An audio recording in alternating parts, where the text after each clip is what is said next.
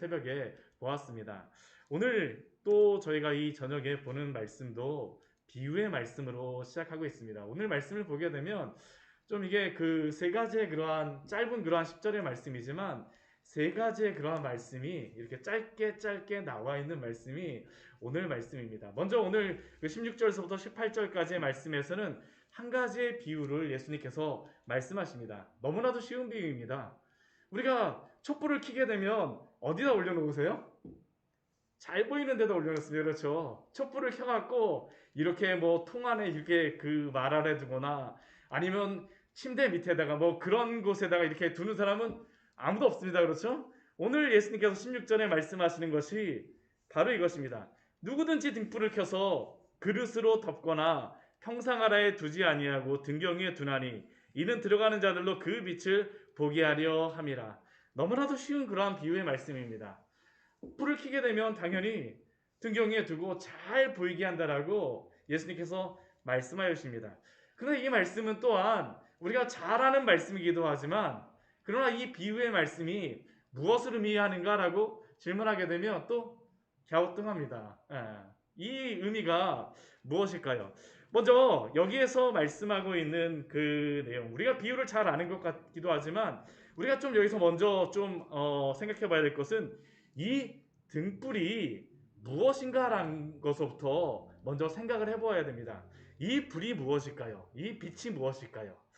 우리 오늘 그 8장 16절의 말씀은 누가복음 8장 16절의 말씀은 우리 누가복음 11장에서도 또 나와 있는 그러한 말씀입니다.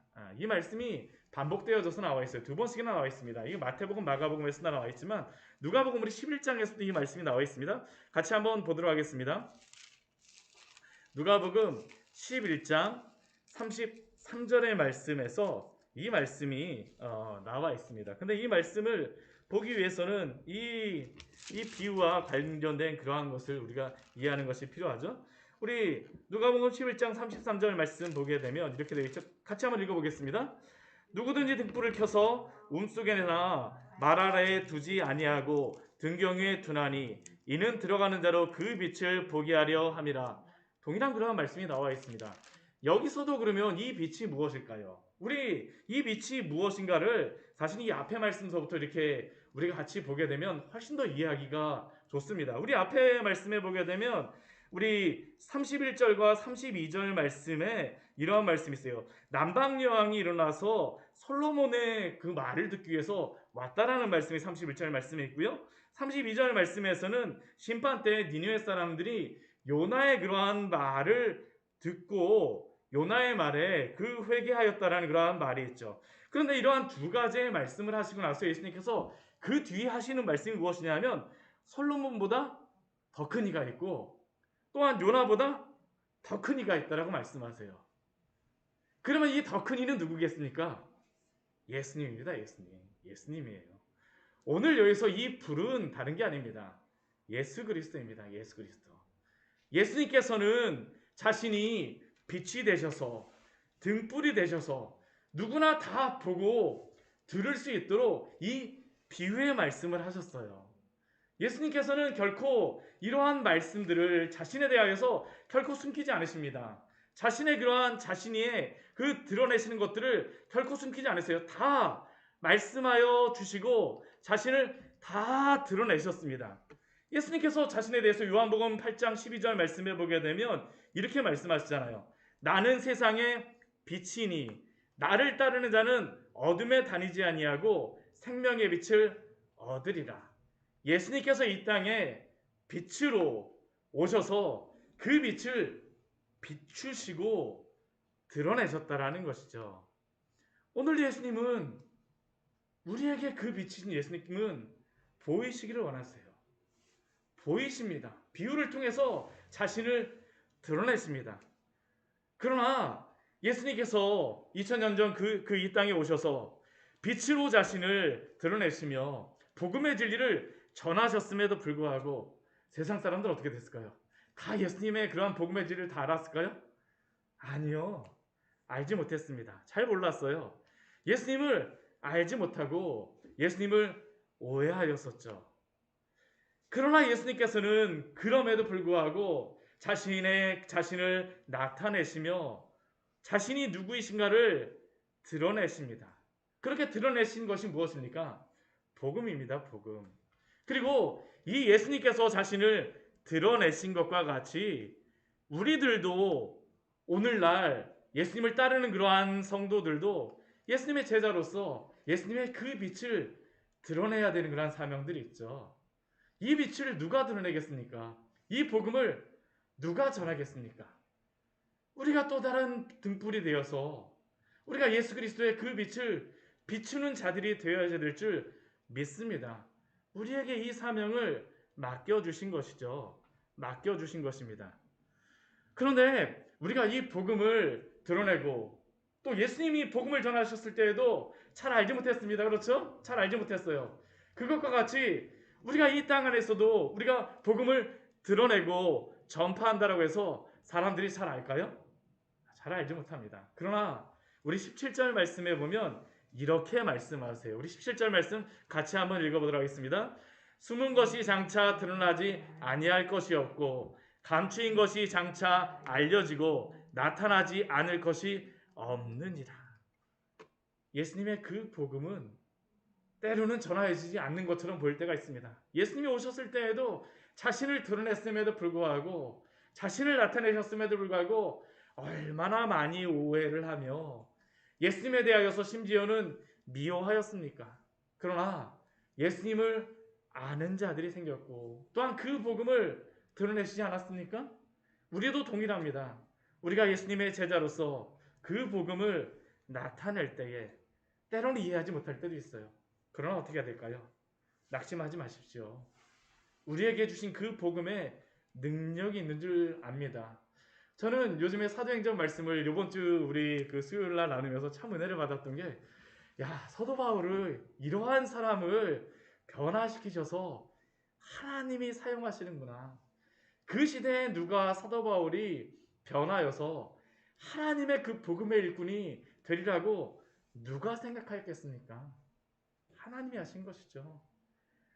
드러나지 않고 감춘 것 같지만 그러나 그 복음에 능력이 있어 오늘도 이 시대 가운데 그 복음의 능력이 그 빛이 드러나게 되는 줄 믿습니다. 그러니까 우리가 할 것은 다른 게 아닙니다. 복음의 전달자로서 이 빛을 전달하는 것에 충성하면 되죠. 그리고 또 이 복음을 전할 때에 우리가 그 주의할 한 가지의 것이 있습니다. 우리 18절 말씀에서 이렇게 말씀하죠. 우리가 복음을 전하는 자이기도 하고 이 복음 우리에게 주셨지만 간직한 자이기도 하지만 우리 18절 말씀 보면 또 이렇게 말씀하세요. 그러므로 너희가 어떻게 들을까 스스로 삼가하라. 누구든지 있는 자는 받겠고 없는 자는 그 있는 줄도 아는 것까지도 빼앗기리라. 이것은 다른 말씀이 아니죠. 우리가 받은 그 말씀을 소중히 여기며 잘 간직하라는 것입니다. 잘 간직해야 돼요. 우리가 오늘 새벽에 보았던 그 네 밭의 비유에서도 예수님이 강조하셨던 것이 바로 그것 아닙니까? 길가 밭은 그 말씀을 어떻게 합니까? 아무렇게 하는 것이죠. 그러다 보니까 새들이 와서 먹어버리고 돌짝밭 같은 경우는 그 말씀을 듣고 기뻐하기는 하는 것 같지만 끝까지 간직하지 못해요. 그냥 싹 말라버리지 않습니까? 이 가시떨기 밭은 어떻습니까? 말씀을 듣고 붙잡기도 하지만 오른손에는 말씀을 붙잡는 것 같고 또 왼손에는 무엇을 붙잡는 것입니까? 세상의 염려와 재물과 이 세상에 없어져 버린 그런 향락들을 추구하다가 결국에는 다 잊어버린다는 것이죠. 열매가 없어요. 그러나 좋은 밭은 무엇이었습니까? 착하고 좋은 마음으로 말씀을 듣고 지키어 인내로 결실하는 마음 아닙니까? 바로 이것이죠. 스스로 삼가라. 주신 은혜, 주신 말씀, 복음의 진리를 잘 붙들지 않는다라고 하면 있는 것까지도 빼앗길 수 있다라고 예수님이 경고하시는 것입니다. 그래서 어리석은 다섯 처녀가 기름이 준비되어진 것처럼 생각하다가 신랑이 오니까 어떻게 돼요? 기름이 없네. 이게 그 다섯 처녀의 그러한 상황 아니었습니까? 오늘도 우리에게 말씀하여 주시는 것이죠. 말씀을 통하여서 주시는 그 은혜를 붙잡으십시오. 잘 간직하십시오. 잘 간직하십시오. 이러한 사람이 바로 제자입니다. 소중하게 여기는 사람이요. 그 말씀을 소중하게 여기는 사람.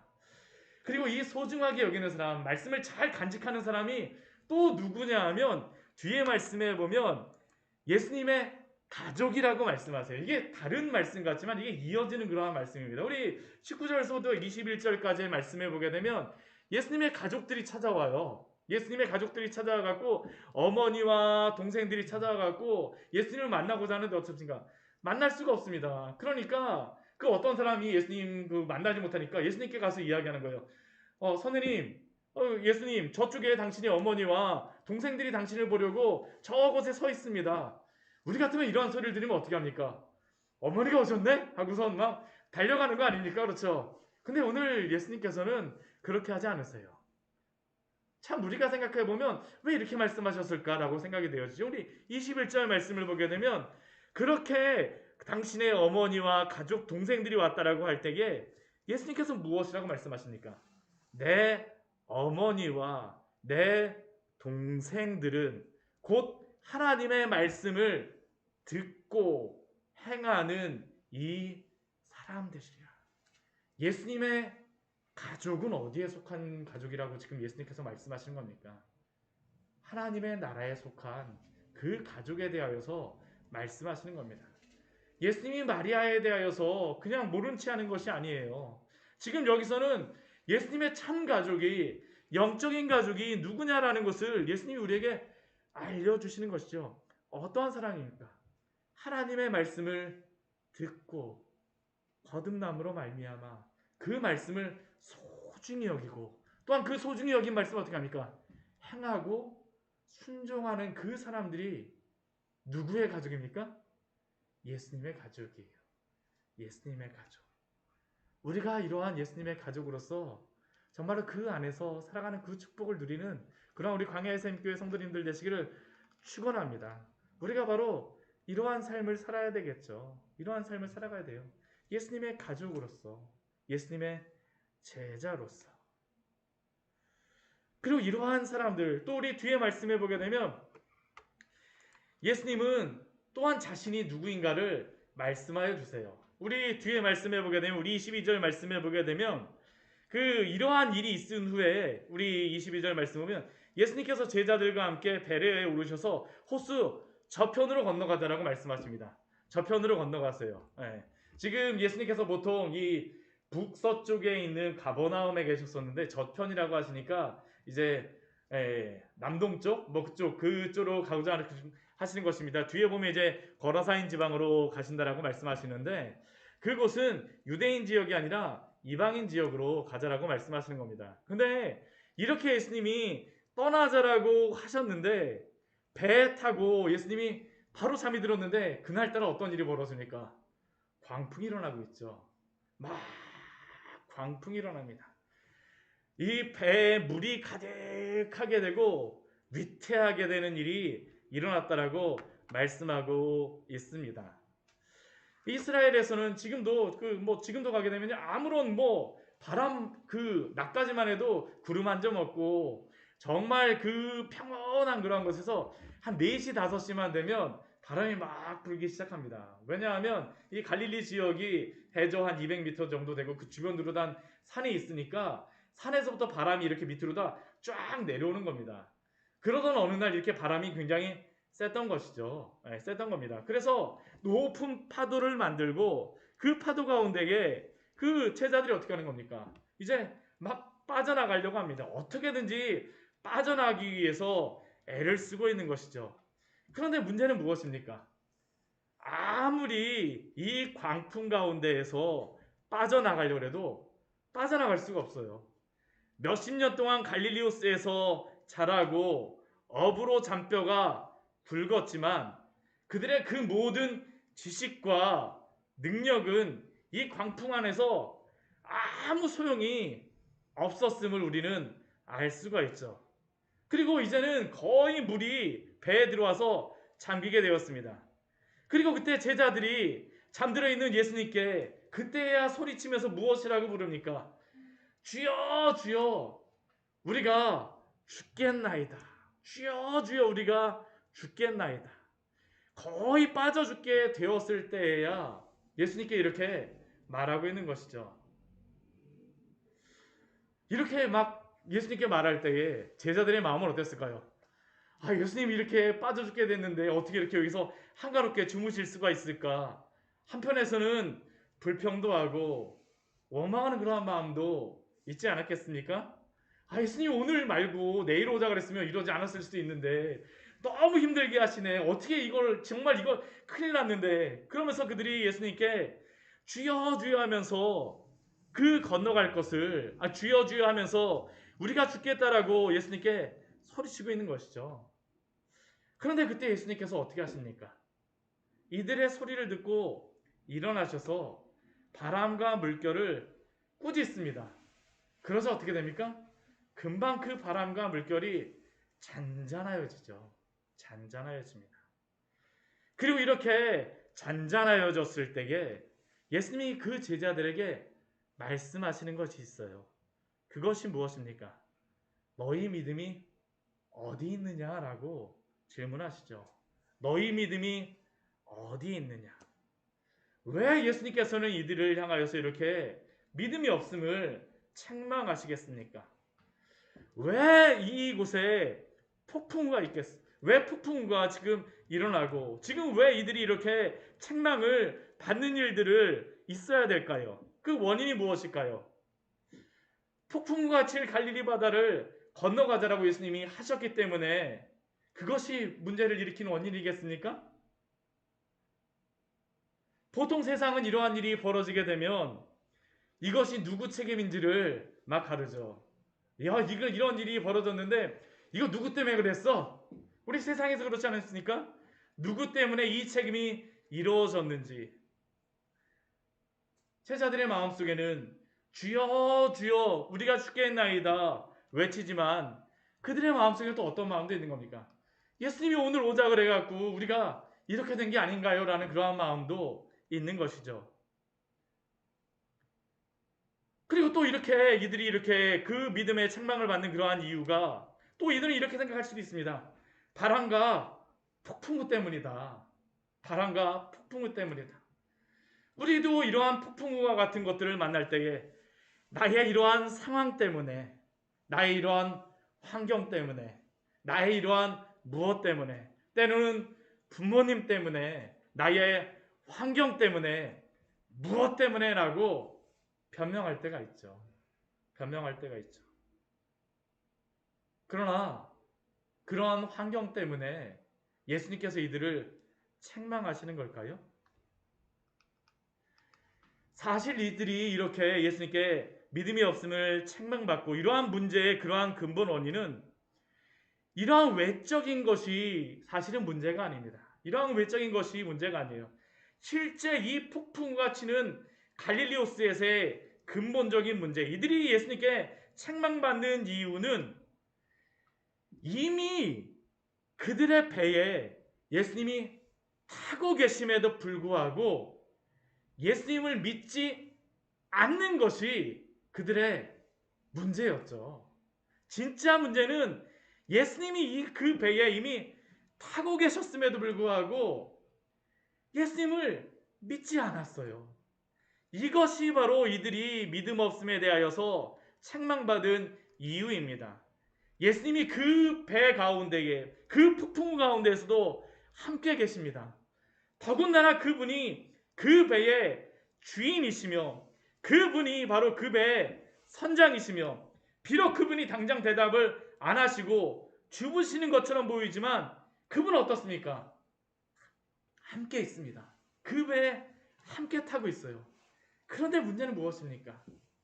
제자들은 예수님을 주여 주여라고 부르면서도 실제적으로는 예수님을 주로 믿고 있지 않다라는 것이 문제이죠.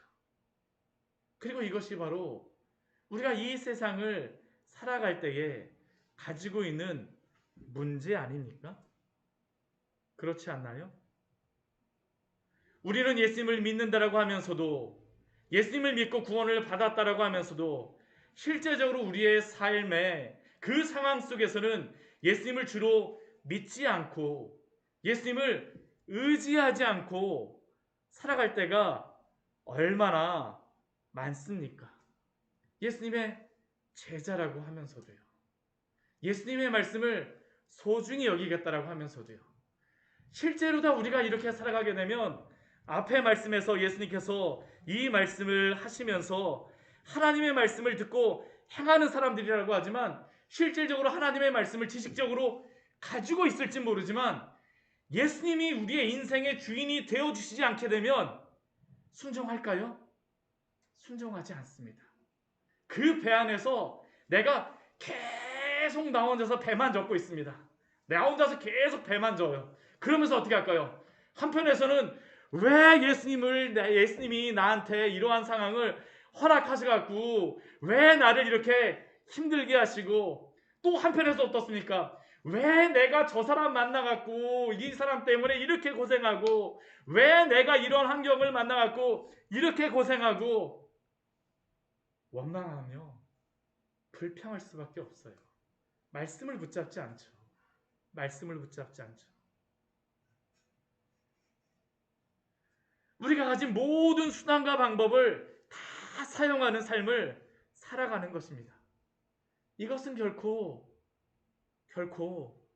하나님의 말씀을 듣고 행하는 사람이 아님을 또한 이 배를 통하여서 우리에게 보여주시는 것이 아닙니까? 만약 우리가 이러한 믿음을 가지고, 우리가 이러한 삶을 가지고 살아간다면 어떻게 되겠습니까? 있는 줄로 아는 것까지도 빼앗길 수 있다라고 예수님은 경고하고 계시는 것이죠. 경고하고 계시는 것입니다. 그러나 이렇게 바람이 불 때에 우리가 무엇을 기억해야 되겠습니까? 나의 인생의 배에 예수님이 함께 하심을 기억하십시오. 그분을 믿고 그분을 신뢰하십시오. 하나님의 주권과 섭리를 인정하십시오. 비록 당장은 때로는 광풍이 일고 너무나도 험악한 그러한 바다처럼 보인다 할지라도 예수님이 택하신 그 백성과 하나님의 자녀들을 영원히 붙잡아 주는 줄 믿습니다. 우리 마태복음 28장 20절 말씀에서 예수님이 마지막으로 약속하신 그러한 말씀이 무엇이에요? 내가 너희에게 분부한 모든 것을 가르쳐 지키게 하라. 볼지어다 내가 세상 끝날까지 너희와 항상 함께 있으리라 하시니라. 그 배 안에서도 예수님이 우리와 함께 하시는 줄 믿습니다. 우리의 상황과 상관이 없어요. 우리의 상황과 상관이 없어요. 사실은 우리가 믿음이 없기 때문에 흔들리는 것입니다. 이미 예수님이 그곳에 계심에도 불구하고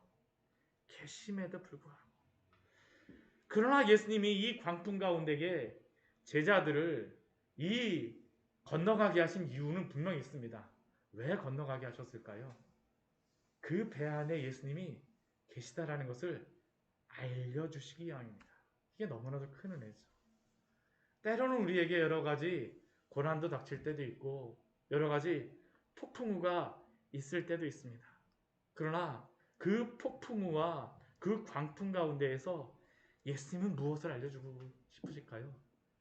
우리와 함께 하심을 알려주고 싶으세요. 내가 너희와 함께 있느니라. 당신이 누구이신가를 알려주고 싶어 하십니다. 우리로 하여금 예수님이 어떠한 분인가를 알려주고 싶어 하세요. 예수님은 계속적으로 이 복음서를 통해서 계속 말씀하시는 건 내가 누구라는 것을 계속 알려주세요. 오늘 말씀을 보게 되면 제자들의 고백이 있죠. 25절 말씀 우리 같이 한번 읽어볼까요? 제자들에게 이르시되 너희의 믿음이 어디 있느냐 하시니 그들이 두려워하고 놀랍게 여겨 서로 말하되 그가 누구이게 바람과 물을 명함에 순종하는가 하더라. 그가 누구이기에 예수님이 누군지를 예수님은 보여주시는 것입니다.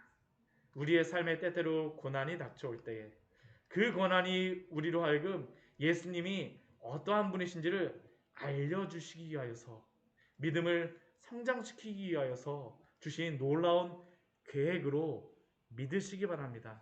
그리고 이러한 고난을 통하여서 예수님 우리가 입술의 주로서만 고백하기를 원하는 것이 아니라 우리의 삶의 주인으로서 우리의 삶의 주인이 되기를 원하십니다. 바로 이것입니다. 말씀을 정리하도록 하겠습니다. 예수님이 이 세상의 빛이십니다. 그리고 그 복음을 전하셨고 이제는 그 복음 전하는 일을 우리에게 맡기셨습니다. 놀라운 일이죠. 우리가 그 일을 맡았습니다. 그러나 그렇게 행하다가 주변의 사람들이 믿지 않는다라고 해서 낙심하지 마십시오. 우리가 할 일은 전하는 것입니다. 또한 그 말씀을 소중히 여기며 간직하십시오. 이렇게 소중히 여기며 간직하는 사람이 누구입니까? 예수님의 가족입니다. 입술로만 하면 안 됩니다. 예수님의 가족이 되었다는 것은 끝까지 예수님을 신뢰하는 것입니다.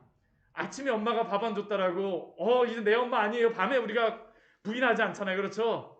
예수님이 우리를 가족 삼아 주셨다는 것을 우리를 끝까지 붙들어 주신다는 그 약속이 있는 줄 믿습니다. 예수님이 우리의 인생의 선장 되심을 잊지 마십시오. 배가 흔들릴수록 광풍일수록 두려워하지 마십시오. 그곳에서도 예수님이 함께 하신다라고 약속하여 주셨습니다. 같이 기도하도록 하겠습니다.